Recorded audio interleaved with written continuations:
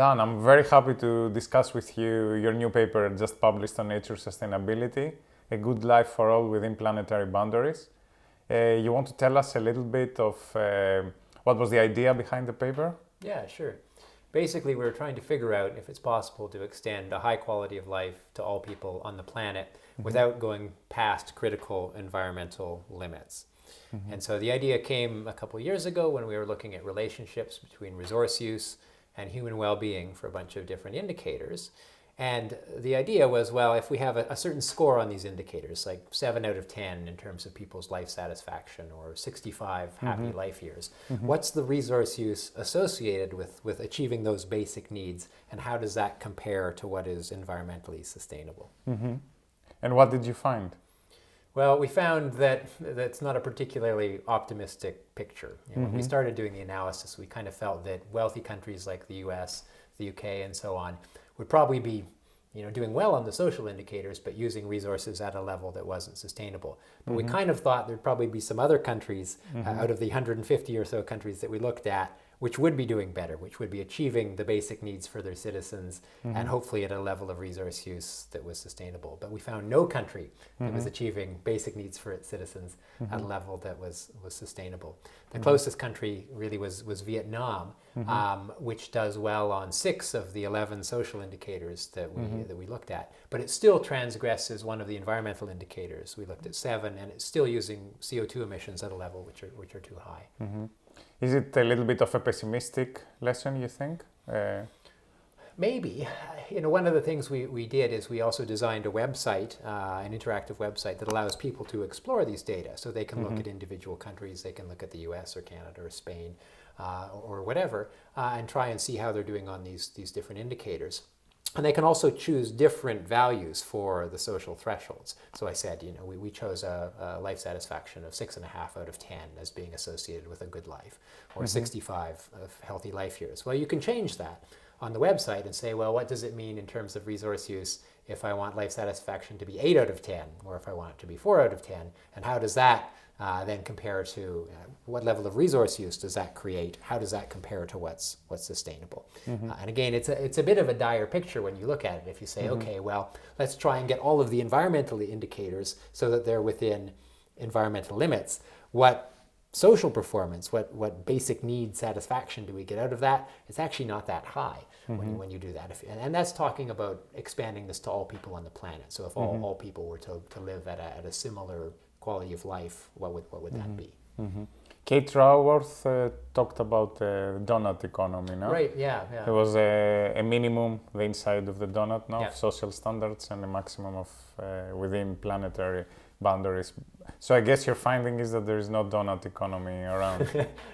Well, it's a good question, right? Is the donut a vanishingly thin ring? And our analysis is based on current relationships between resource use and human well-being. So it doesn't mean that it's not possible for us to do much better, and we hope that it is, to have a high level of human well-being at a much lower level of resource use. But the current situation is that countries are not doing that. And so again, it's maybe a bit of a wake-up call for us for things like the Sustainable Development Goals, that if we're serious about achieving these, then we really need to shift beyond this current system where we're trying to grow our economies, let's say in wealthy nations, which is not improving human well-being, but it's using more resources. And we need to look at different ways, different social and physical provisioning systems is what we call it, of delivering a high level of human well-being at a much lower level of resource use. Could it be that in the past there were more donut economies, like the US maybe 30 years ago?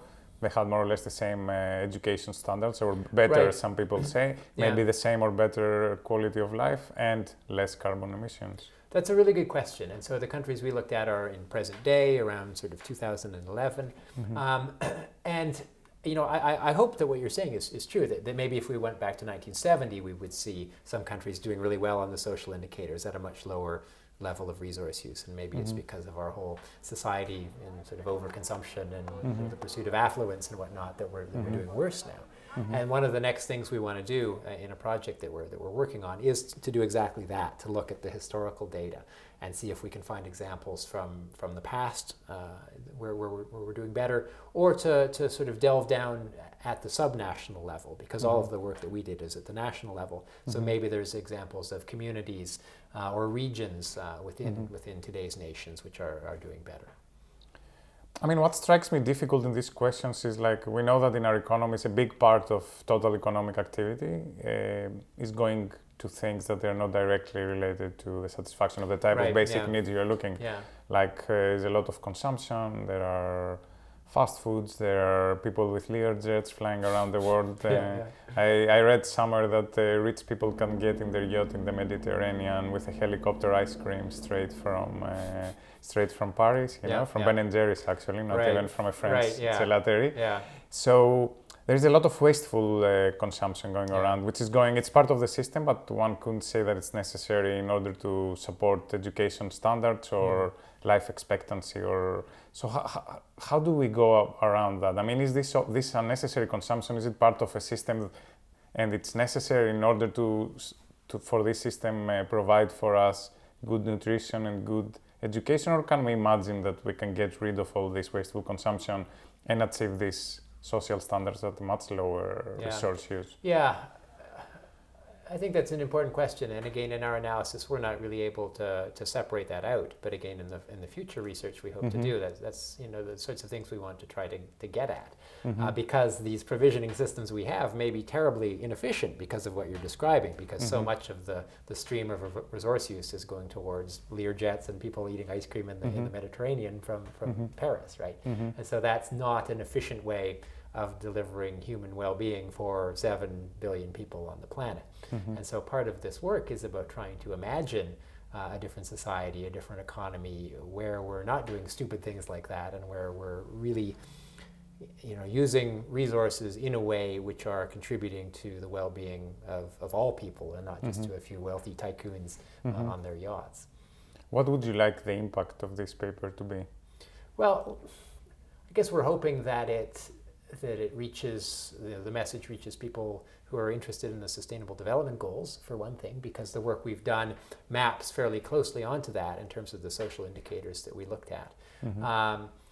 And that it reaches policymakers as well, that people take this kind of work seriously, because I think there is a feeling that we can just continue doing more of the same, and that somehow that's going to be okay. And what we're showing is really it's not. We're already exceeding a number of critical planetary boundaries, and if we try and achieve universal human development using the current model, we're going to blow past multiple boundaries, and that could lead to really catastrophic change at the continental.